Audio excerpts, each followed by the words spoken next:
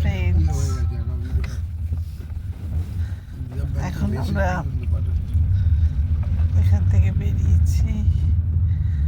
সে লোকটাকে তো বেঁচে থাকতে হবে। দেওঘরে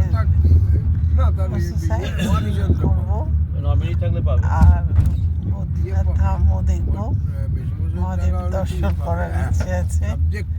যদি খালি থাকে তো ভালো, মানে খালি তো থাকবে না, যদি লোক একটু কম থাকে, নাহলে জানি না ঢুকতে পারবো কিনা।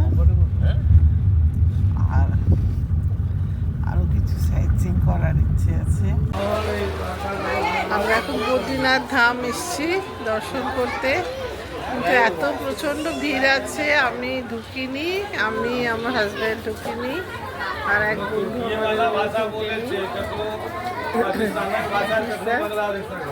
আর বাকিরা সবাই গেছে, আমরা বাইরে আছি।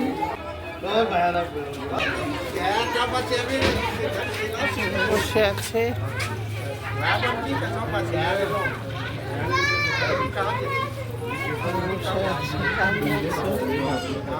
সমস্ত পরপর দোকান, পুজোর সমস্ত সামগ্রী পাওয়া যাচ্ছে।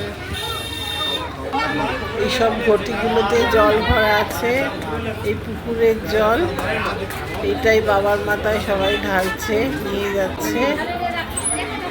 এই পুকুর বইছে, দেখো প্রাণ পৌনি কিরম ভাসছে জলে। এই 5 বন্ধু ঢুকেছিল ভেতরে, বদ্রীনাথ বাবা দর্শন করেছে।